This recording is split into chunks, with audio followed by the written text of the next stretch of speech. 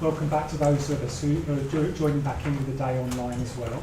I'm just going to hand over to Maitreyi, who knows Dhammarati, our guest speaker today, much better than Pranyamanasa and I. She's agreed to introduce him and to wind up the talk as well. So Maitreyi.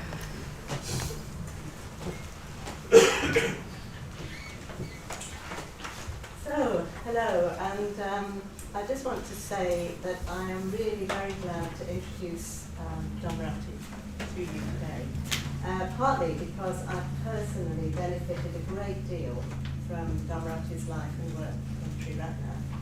But I'm particularly glad to introduce him because probably not many people here know how much he has contributed to the LBC during his time here as chair, which was from the mid-80s to the mid-90s.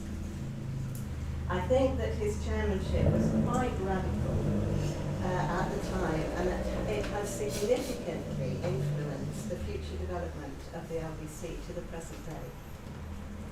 So, very brief little, not life story, but a very brief account, that Dhammarati moved from Glasgow to the LBC in 1980 to join Windhorse Associates, which was a graphic design studio, a community of artists, writers and publishers, one of the many small businesses around the LBC at the time. It was quite a hive of activity of small businesses at that time. It's Siddhi Ratna's invitation. And Siddhi Ratna... Still wait for the payback. And Siddhi Ratna wanted to say that you didn't know one end of a repeatograph from the other. And I was going to say, you probably don't know what a repeatograph is. I certainly don't.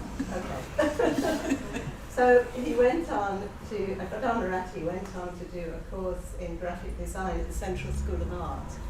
And he says about himself that he is a passionate designer, wanting to see the Dharma given a form beautiful enough to do it justice.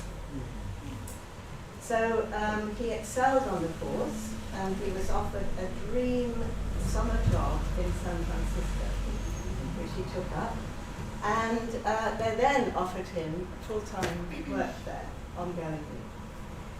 But he chose instead to take up the invitation to become chair of the LBC, which, well, he says at the time was a no-brainer, because you could say he was even more passionate about spreading the Dharma.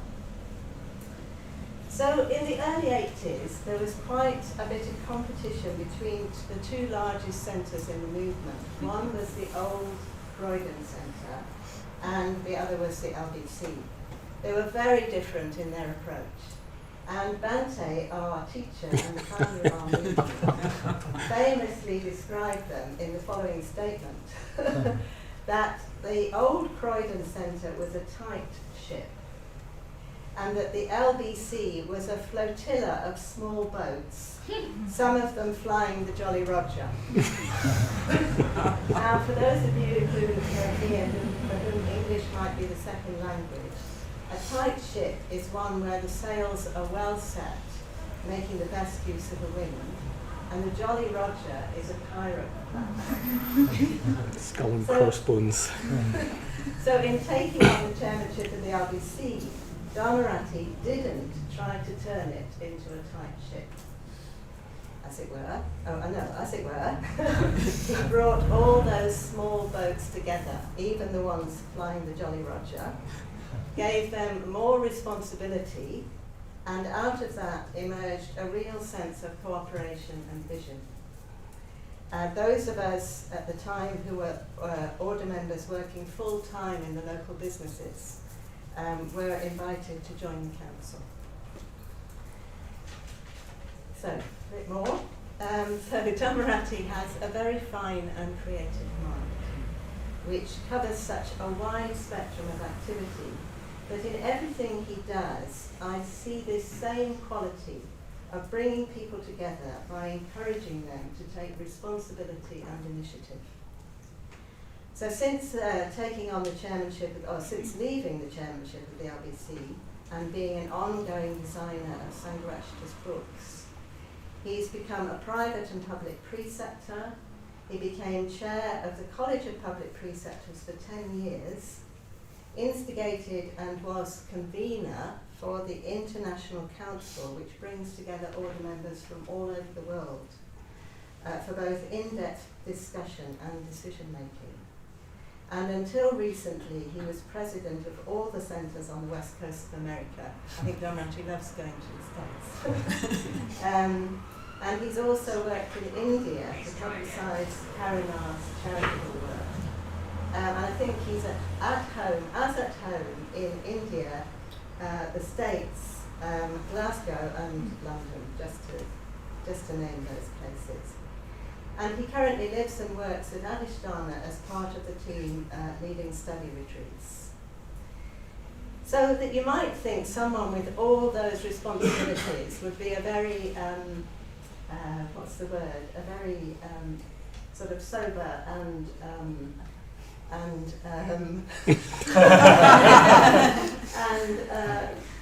impressive. Impressive older member. You might imagine that they go to bed at 9:30 and they lead quite a quiet life. So Dhammarati has told me that in general his bedtime is about 2 o'clock in the morning, and I know that he quite on numbers of occasions has stayed up all night to finish a job. So he's a very different order member than some of us you might meet. And throughout all those responsibilities and creative initiatives, I think he brings the same qualities of that passionate vision for the order and the Tiratna community, and a real attention to the individual, which is both encouraging and perceptive. Whether that person be a friend, a mitra, or an order member, he's very good at asking just the right questions, and I've really benefited from that.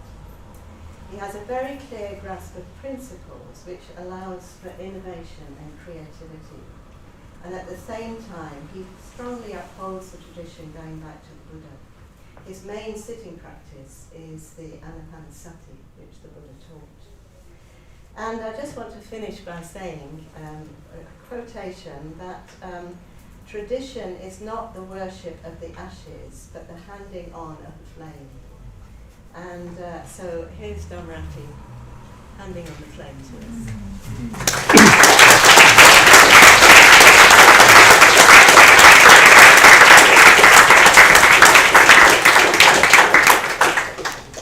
That's very kind, Maitreyi. Thank you. I'm half tempted just to leave it there, actually. Wind up the session, but it'll only be an anticlimax. I do want to talk a little bit. The theme, obviously, of the day is the awakening mind. So I'll try at least and kind of engage with that a bit. First 2 months of this year, along with Maitreyi, we were on a retreat in Wales for all of January and February. So there were kind of 30 of us in an off-season hotel on the coast of the Gower Peninsula. And a very interesting retreat. It's lovely having 30 order members practicing together, just really sort of simply, really simple, on a way quite a simple programme. But on that retreat, every day, 6 times a day for whatever 2 months adds up to, Vasantra, who was leading the retreat, did a little lead-in. And because I was doing that lead-in 6 times a day, 7 days a week for 8 weeks or whatever it was, it really seems to have gone in, and it seems to be the framework out of which I'm looking at a lot of kind of formulations of the Dharma. So I wanted to start off, if I may, with that simple lead-in to a meditation. I think it touches on some quite fundamental aspects of Dharma practice. So if you don't mind, I'd like to spend just 5 or 10 minutes doing a little lead through, a kind of preparation for meditation, and then I'll talk a bit.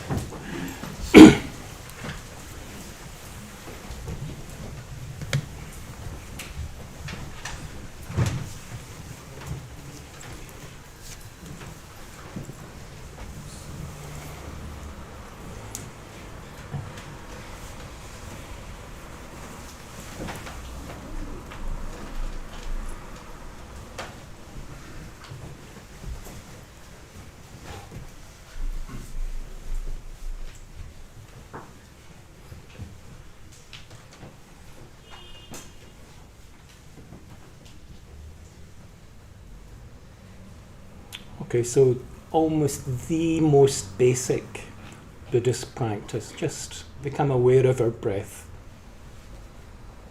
Just letting the breath connect us to our experience right now.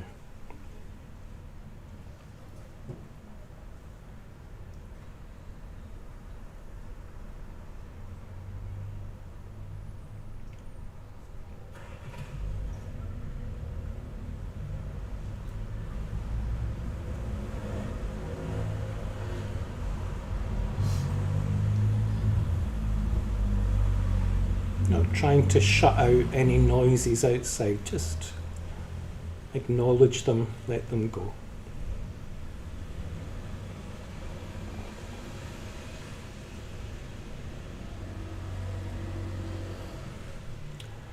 So first of all, just take a moment just to make it conscious what we're doing right now. So for the next 5 minutes, maybe 10 minutes, we're just going to be paying a little closer attention to our experience. Just sort of connecting with that intention, just reminding ourselves that we're doing that.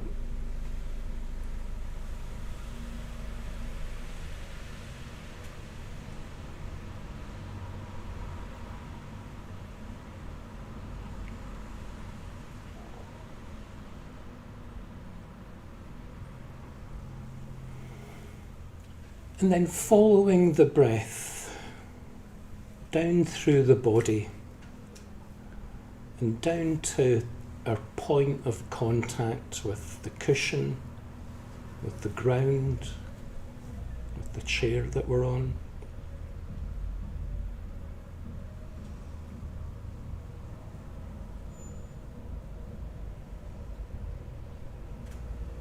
So we're celebrating the Buddha's enlightenment. Buddha was enlightened under a tree. And just having that sense of roots, that sense of connection with the earth.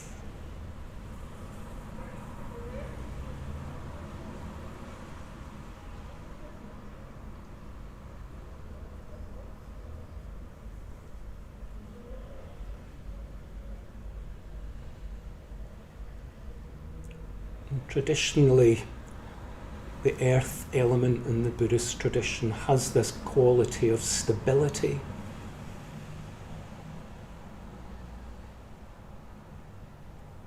This sense of reliable support that we can just let ourselves rest on, be supported by.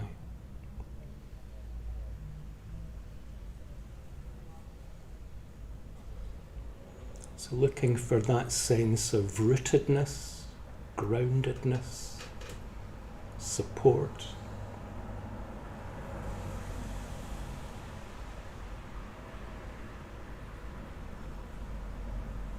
Breathing down into the earth.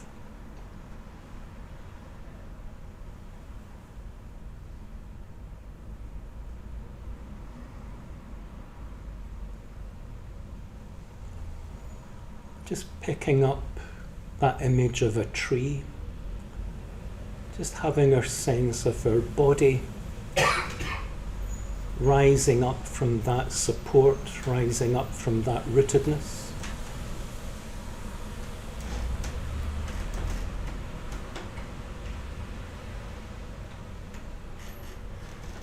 Like the branches of a tree opening out into openness, into spaciousness.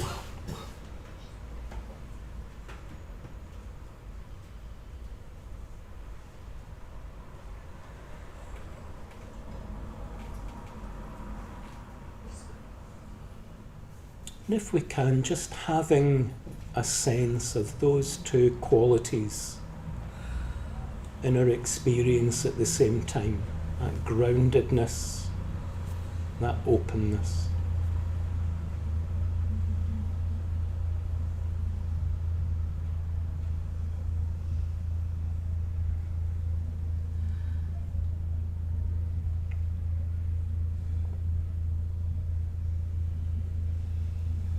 letting that openness include all the sensations of the body, just becoming sensitive to how our body feels, breathing into it.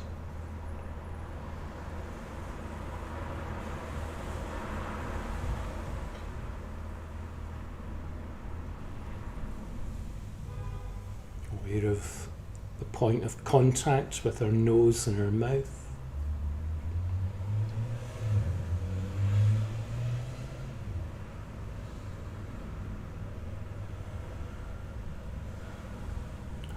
A sense of breathing in to our heart center.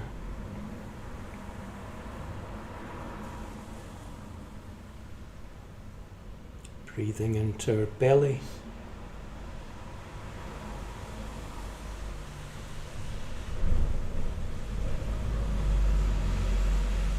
Breathing into that connection with the earth.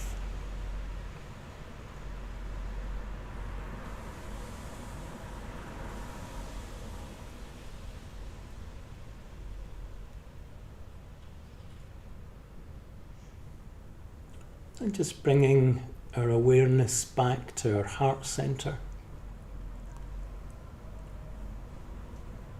Just having a sense of being aware from our heart center.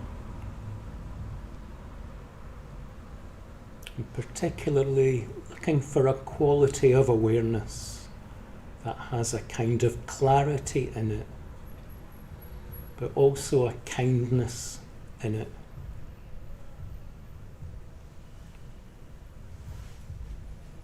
Kind awareness of our body, kind awareness of all the sensations arising in our body.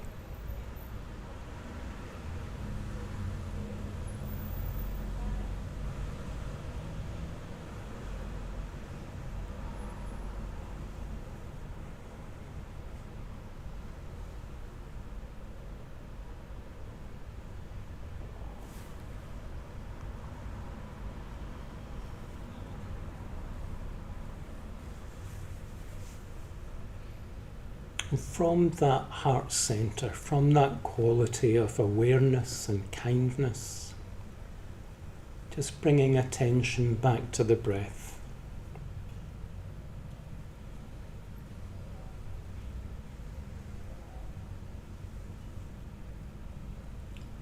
Just having a sense that with every in-breath, sense of our body, our awareness being revitalized, energized, woken up.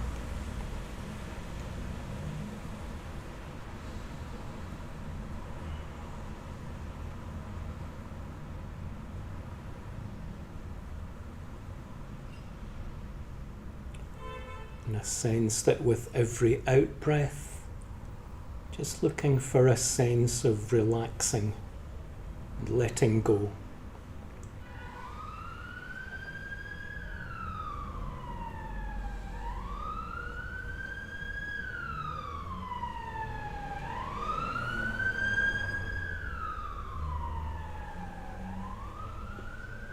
With every in-breath, just a sense of opening up, allowing in the life around us.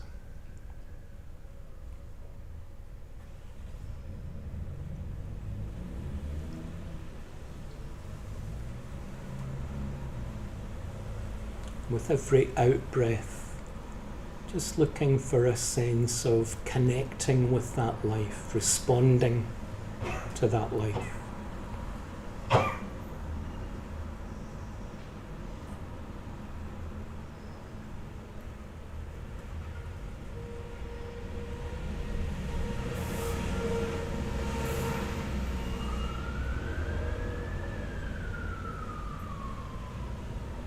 Every in-breath, we're letting go of that habit of pushing away, letting go of aversion.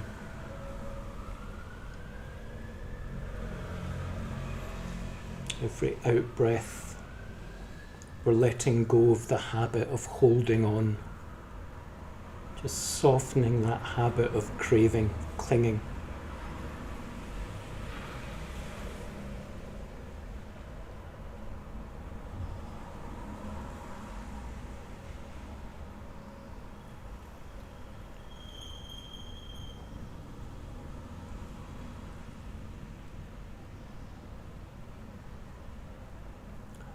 And finally, maybe just for a moment, just reflecting on what we've just done and what, if anything, in that practice kind of spoke to us, anything that seemed meaningful, anything that felt good.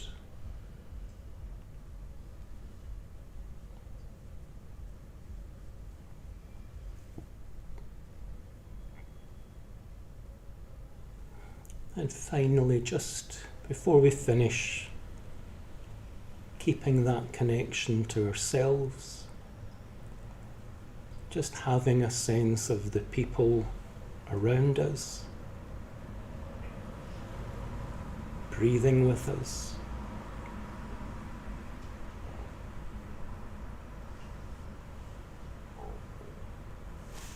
And then bringing our awareness back into the room.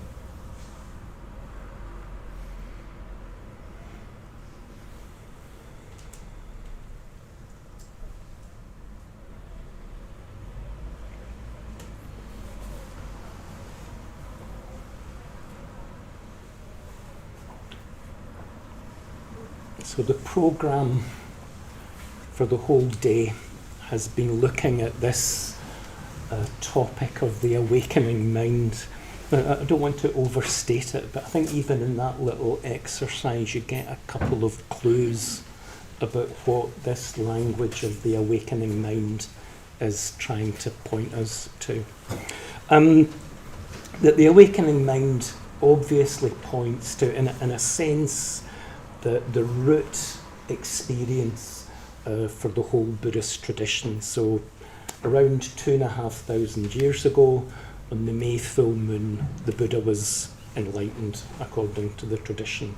And a couple of months later, after he'd assimilated what happened, made the effort. He walked a couple of 100 miles from Bodh Gaya to Varanasi, to Sarnath, and met the people that he used to practice with and tried to explain to them what his experience was like. So tried to find the language that gave them a sense of what this experience of awakening was like. And you get this sort of second moment that's really significant in the Buddhist tradition of one of the 5 people that he was talking to getting it. And there's this famous line in the Pali Canon that just says, Kandanya knows.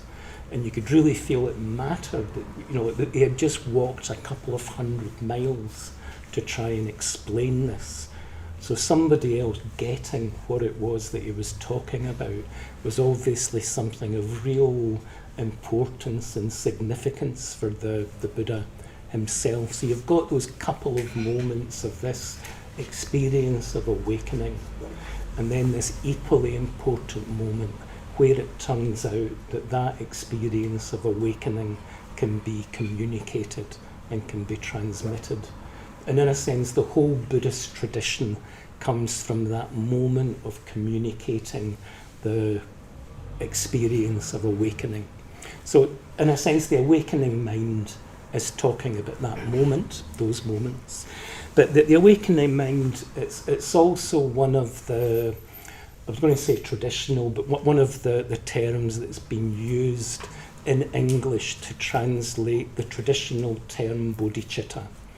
So bodhi literally means awakening, chitta literally translates as mind or translates as heart. So talking about bodhicitta as the awakening mind, the awakening heart, as good a translation as any. There's other ways of talking about it. There's a volitional aspect to the bodhicitta, and Sangharakshita often talks about it as the will to enlightenment or the will to awakening. But the awakening mind is also talking about bodhicitta. And one of the points that the tradition is making is that this capacity for awakening is intrinsic to the human mind. It's intrinsic to the nature of things. And that, like everything else in the Buddhist tradition, bodhicitta, this arising of the awakening mind, comes into being in dependence on certain conditions. And what the tradition says about any practice is if you put the conditions in place, the outcome follows as part of the nature of things. It's not random. You pay attention to your breath, and broadly speaking, it connects you more deeply to your experience. You become more connected to your experience, and broadly speaking, your experience becomes richer, and some of the habitual habits, the habitual tensions, just spontaneously start to release themselves, just part of the nature of things. And likewise with the bodhicitta, we put the conditions in place, and this unfolding of awakening, this volition towards awakening, happens as part of the nature of things. So the tradition has gone to trouble, well, not trouble, I'm sure some people took definite pleasure in it, but the tradition has tried to articulate what the conditions are that support the unfolding of the awakening mind. So I want to talk about one of the traditional sets of conditions that support that process of the awakening mind. In the Indian tradition, in the Indo-Tibetan tradition, there are two main descriptions of those conditions. One of them goes back, I believe there have been readings through the day today from the Bodhicharya Avatara. So one of the classical descriptions of the conditions that support the arising of the bodhicitta, the unfolding of the awakening mind, come from this text, the Bodhicharya Avatara by Shantideva. And there's a whole tradition that grows from Shantideva's description of the conditions that support bodhicitta. There's a second tradition, and the second tradition is probably a little less well known, but it's a tradition that goes back to a 4th century Indian teacher called Vasubandhu. And Vasubandhu described 4 conditions that together support the arising of the bodhicitta. I'm going to mention the name of the text, basically just to show off. Right, the text is called the Bodhicit Otpada Sutra Shastra, which of course means the treatise on the sutras that deal with the arising of the bodhicitta. So it's Vasubandhu trying to boil down the texts that deal with the arising of the bodhicitta and to describe the key conditions. And I want to try and link those conditions to that little reflection that we just did. I think it's more than just habit of 2 months on retreat that makes me kind of see the link. I think there is a bit of a connection, so I want to try and explore that a little bit. But the text says that the really distinctive bit of Vasubandhu's text says that there are 4 conditions through which one gives rise to bodhicitta. And then the nice rhetorical question in the text, what are these 4? So it goes on to answer his own question, and he says the first is that one gives rise to bodhicitta by reflecting on the Buddhas. The second is that one gives rise to bodhicitta by reflecting on the faults of material existence. The third one is that one gives rise to bodhicitta while feeling pity or compassion for beings. And the fourth one is that one gives rise to bodhicitta by aspiring to the qualities of the Buddhas. So those are the 4 conditions, reflecting on the Buddhas, reflecting on the faults of material existence, reflecting on the suffering of beings, and reflecting on the qualities of the Buddhas. So I want to try and say something about each of those. Traditionally, Shantideva's approach to bodhicitta is seen as the more devotional approach. And if you know the sevenfold puja. Even if you're not familiar with the Bodhicharya Avatara, the sevenfold puja is actually extracts from the Bodhicharya Avatara. Vasubandhu's text is seen as a bit more reflective and maybe in some ways a bit more philosophical. So that this is looking at that more reflective approach to bodhicitta. So the first of those, that one gives rise to bodhicitta while reflecting on the Buddhas. And I wanted to link that just to that very kind of simple part of the reflection where we tried to be a bit clear about what we're doing. You know, just to, I don't know about you, but a lot of the time what goes on in my mind is kind of random. And just, I can easily carry that into a meditation session that can carry on pretty much as random as I habitually am.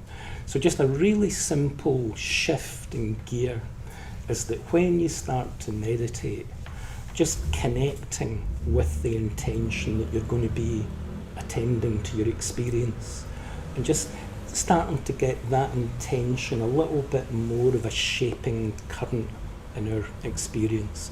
So first step I'd like to suggest is that this reflecting on the Buddhas is a connection to that emerging stream in our experience that's trying to move towards deeper awareness. Sangharakshita says somewhere that spiritual growth is essentially growth in consciousness, and that growth in consciousness needs to be consciously directed. So you're just starting to bring a kind of conscious intention to open up more clearly to experience. That's the first connection I wanted to make. But Vasubandhu goes on and he says, one reflects, I shall give rise to bodhicitta on the basis that just as all the Buddhas at the beginning of giving rise to bodhicitta were not free from defilements, and one reflects that each of the Buddhas made effort in order to gain awakening. If awakening is a thing that can be obtained, I can obtain it. So something that the Buddhist tradition says is that capacity for awakening it's literally a potential within our experience. As soon as you stop for a moment, as soon as you look for this quality of awareness and kindness, as soon as you start to notice what's going on in your experience, as soon as we move out of the habit of not really responding to what's emerging, and we start to be a bit more responsive, a bit more connected, that process of awakening, in a sense, is as close as that.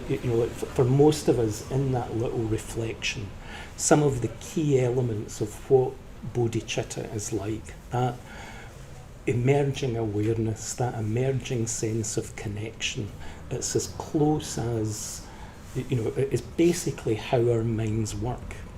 And what we're doing is we're starting to notice those qualities in our own minds, and by attending to them, we give them space to unfold.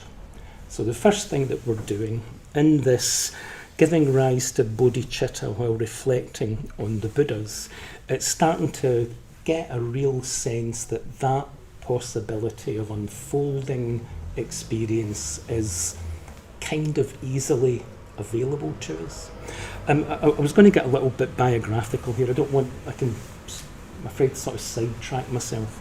But I was remembering when I first came along to a Buddhist centre, I'd be hard pressed to tell you what it was that I was looking for.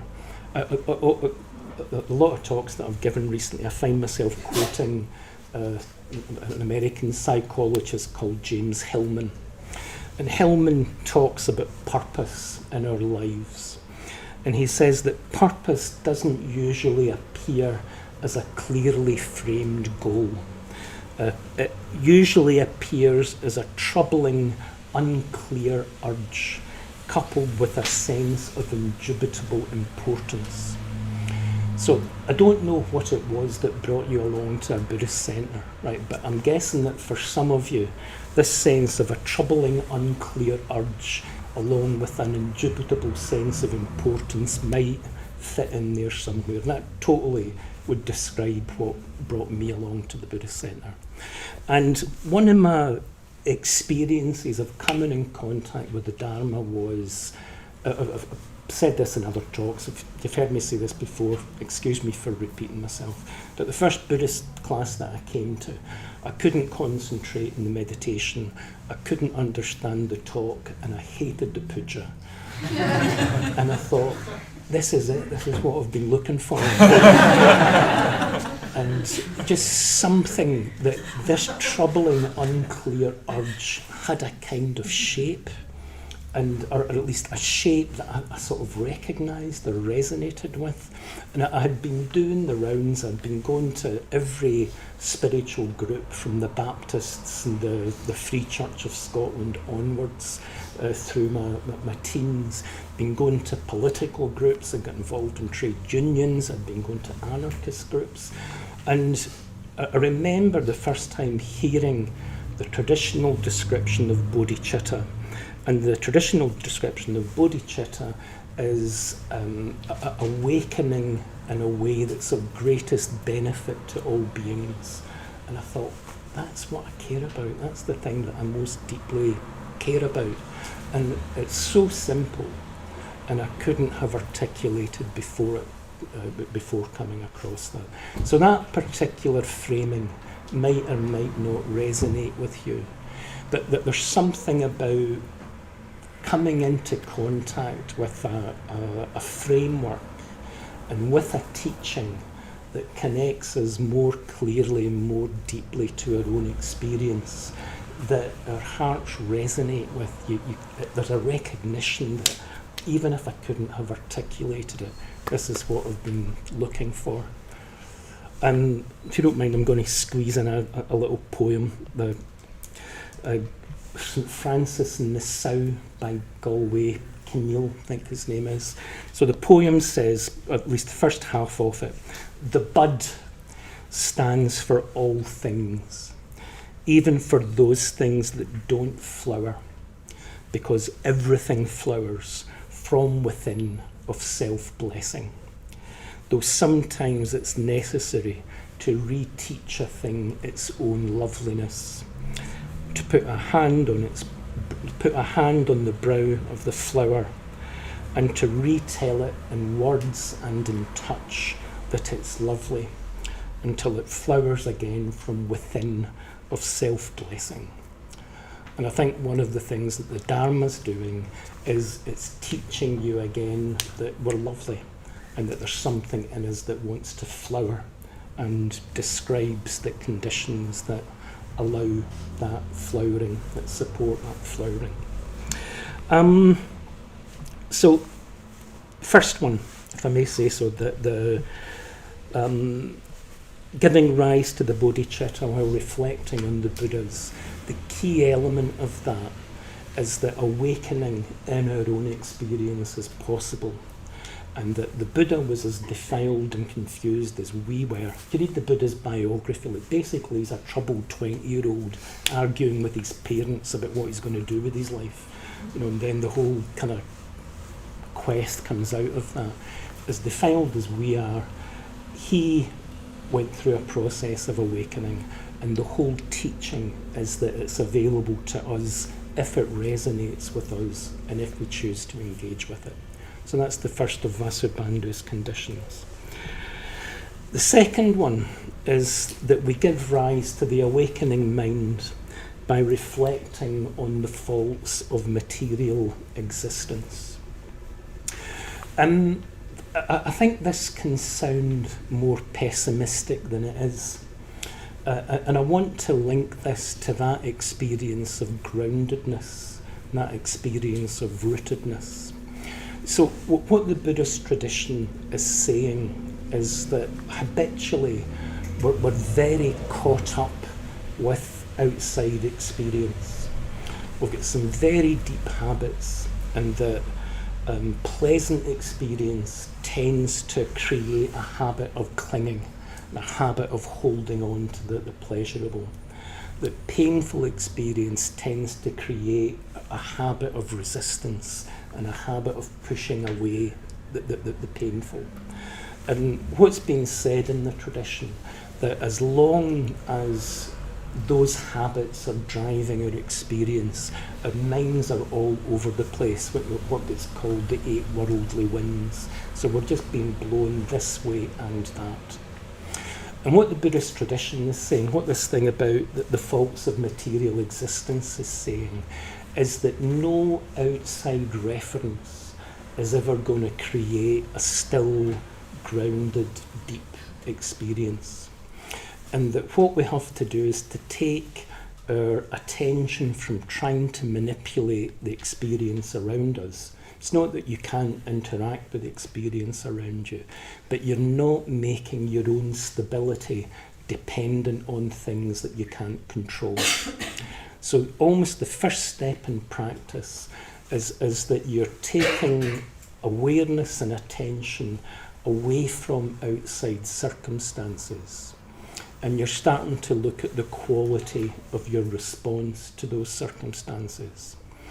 And what's being said is that it's possible to create a centeredness and a groundedness, and even that it's not that hard. Just connect with the breath, let the breath connect you with the body, let that grounded awareness connect you with how you feel. And the crucial step is that rather than being caught in how we feel, rather than being caught in what we're attending to, there's this idea that everything is responded to out of awareness and kindness. So pleasurable experience that arises, you're fully available to it, but you're not caught in it. Painful experience that arises, you're responding to with love rather than resistance. So more and more there's this quality of groundedness, centeredness, and out of that grounded, centered connection with ourselves, there's a consistent quality to our response to what goes on round about us. There's a flavour to it. The Karaniya Metta Sutta talks about a mother in relationship to her children. So in a way you're watching the mind do its thing, but you're coming at it from a kind of position of maturity and love in relationship to everything that's arising. So that brings us on. That's giving rise to bodhicitta by reflecting on the faults of material existence. So it's not a nihilistic position. It's not that you're suddenly in this sort of denial of your outside experience. It's just realising it's never going to be the basis for stability, and that the basis for stability comes in a sense from a withdrawal, but it's a withdrawal so we're attending to the quality of our response, the quality of our awareness. So the third of Vasubandhu's 4 conditions, is that one gives rise to bodhicitta while feeling compassion for beings. And I think where I'd like to connect that to the reflection that we did, is it's out of that sense of groundedness, of rootedness, that the openness becomes possible. Like a lot of the time it's, we're trying to kind of get stable, get protected, and a lot of the time we kind of limit, close off from experience. But if we're coming from that sense of connection to ourselves, and coming from that sense of groundedness in ourselves, then openness becomes possible. The beautiful image of what makes the branches of a tree able to open to the sky is the solidity of the trunk and the depth of the roots. So out of that stability comes an increasing capacity for openness and for responsiveness. So that this morning in the day we were going through the Brahma Viharas, and the Brahma Viharas are great description of this quality of openness. So the first of the Brahma Viharas is just basically metta. And it's this standing, stable responsiveness to whatever arises. Going back to my 2-month retreat, one of the little lead-ins that I loved, I really found helpful in meditation, was this instruction that everything that arises in awareness is known and it's cared for. So if you want a bit of a summary of what wisdom and compassion looks like in practice, everything that arises in experience, from an itch on your nose to a memory of grieving, is known and it's cared for. So metta is this starting relationship to experience where anything that arises is known and it's cared for. That's what practice is about. Then specifically, second of the Brahma Viharas, mudita, is sympathetic joy. And what's being said is that responsiveness, coming into relationship to an experience in ourselves, an experience in somebody else, that has this flavour of opening or this flavour of awakening to it. We just appreciate it. There's a pleasure in seeing this process of people becoming more alive, ourselves becoming more alive. So mudita is just that responsiveness that appreciates emerging life. Karuna is that same openness coming into relationship to our own or to somebody else's pain. Karuna gets translated as compassion. And sometimes you get this little phrase, this almost puzzling little phrase in the Buddhist tradition, that compassion is a painless sympathy with pain. And what makes it a painless sympathy with pain is that the openness is there. You know, we can really feel our own, we can really feel other people's pain. But that's not what shapes our experience. The pain's not shaping our experience. What's shaping our experience is the love.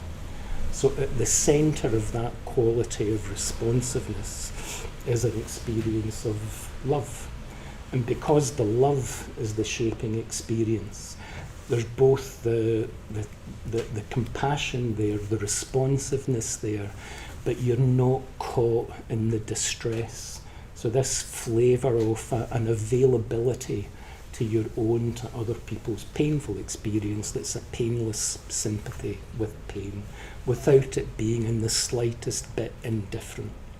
So that's what's being got at here in this third condition for the arising of bodhicitta. And it's interesting though that they single out compassion. This again maybe goes right back to the core of the Buddhist tradition. Sangharakshita says somewhere, we grow for the reason that any change happens, and that is a move away from suffering towards liberation from suffering.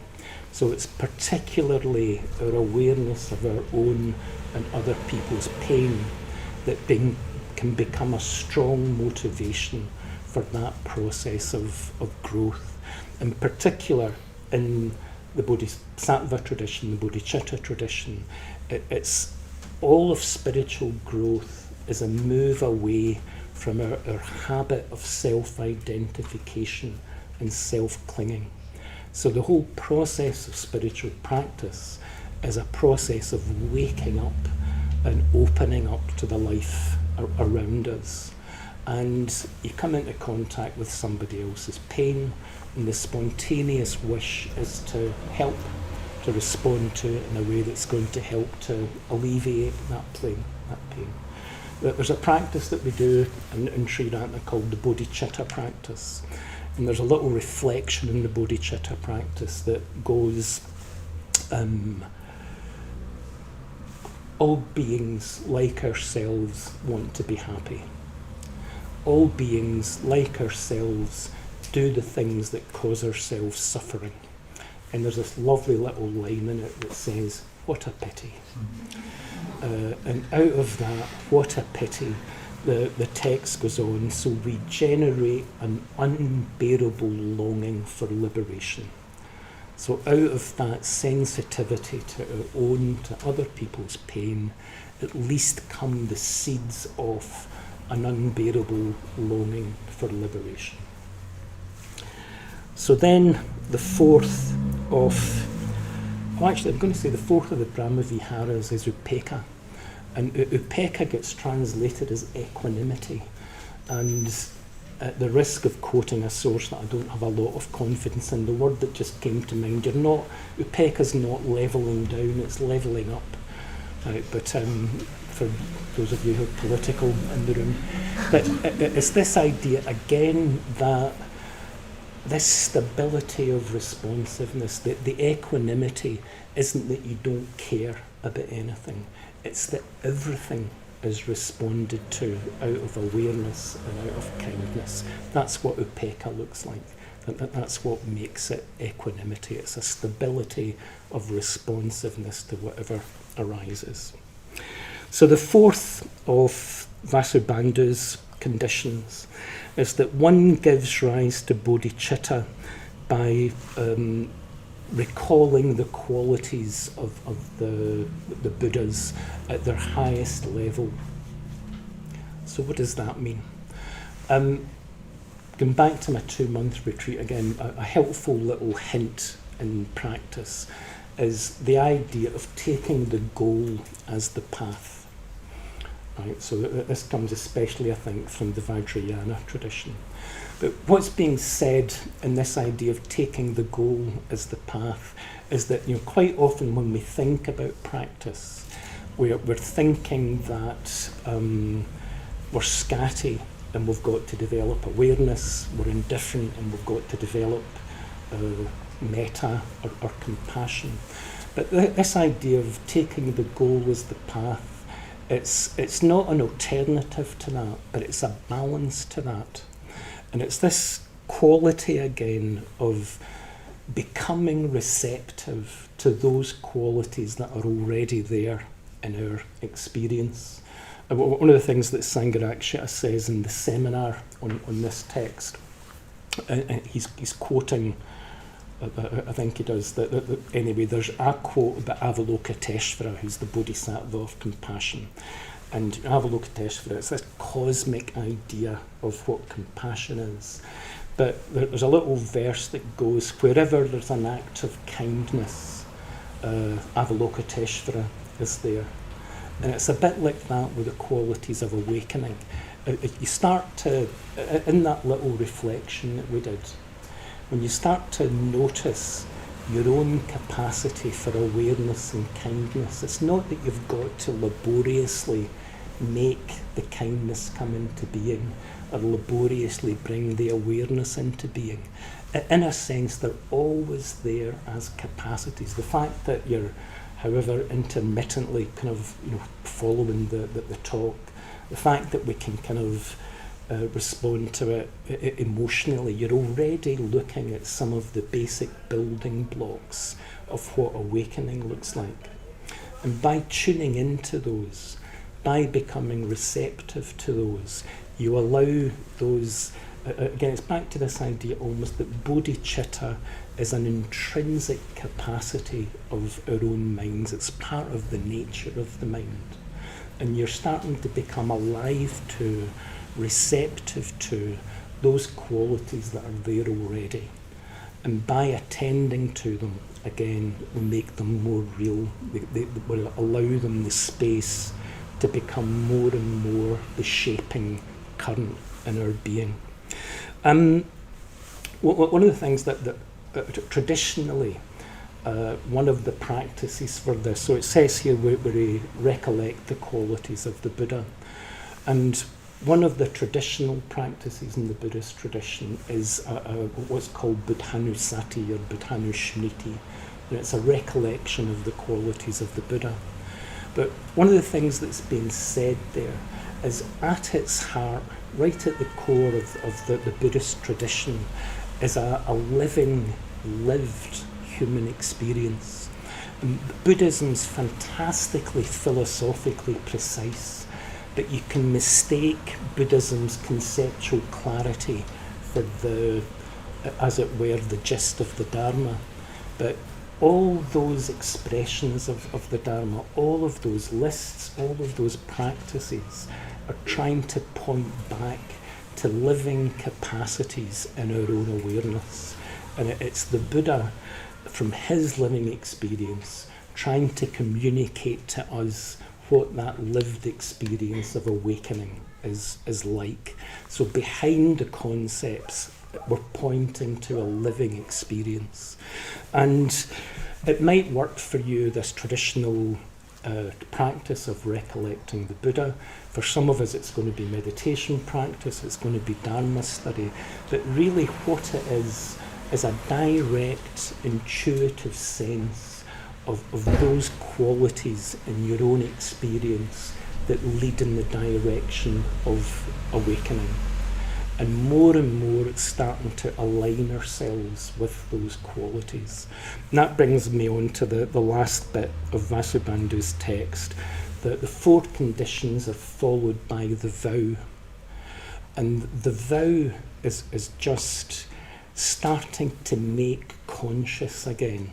You have those moments where we wake up to what's possible in our own experience. You know, like from what we're talking about in the language of awakening. And from a kind of cognitive point of view, awakening works. You know, it's the language of wisdom, it's the language of clear seeing. We're talking about awakening from an emotional point of view in terms of the language of bliss. Enlightenment is talked about as the deepest bliss. Talking about it in the language of love, it's talked about in terms of compassion. From a volitional point of view, it's talked about in terms of liberation.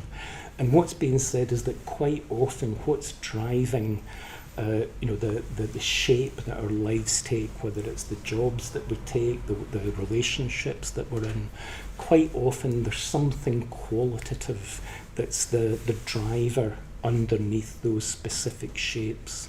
And the Buddhist tradition is that there's a bud there that's wanting to flower, that there's a drive to move towards clarity rather than confusion, towards connection rather than separation, and towards freedom rather than frustration and constraint.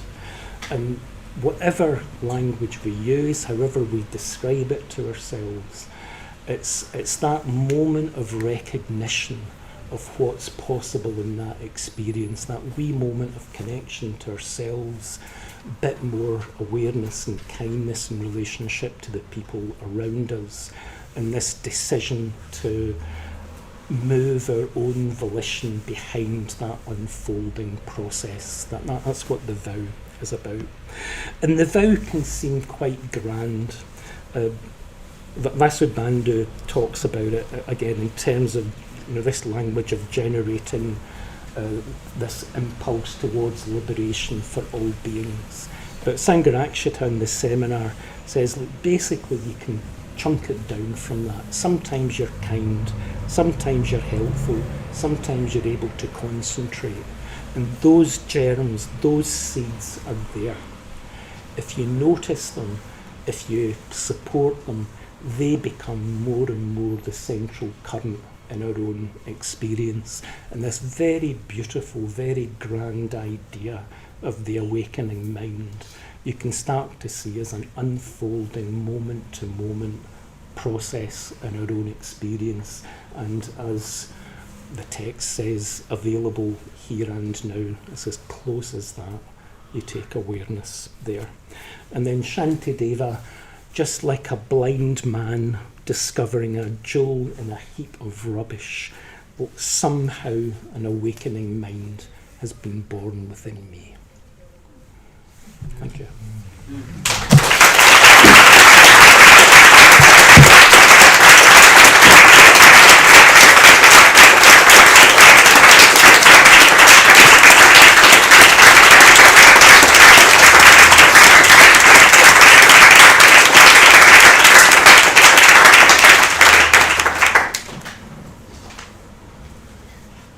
Thank you very much, Dhammarati.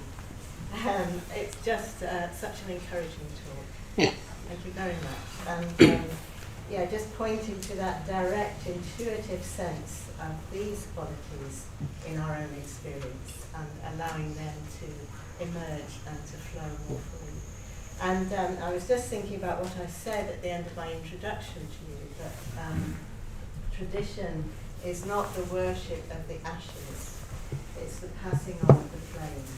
And I really do think that in his life and work for the order and the movement, Dhammarati has ignited the flame in many, many people, and I'm sure he's done that again this afternoon here. So thank you very, very much. Thank you. Thank you to all of you.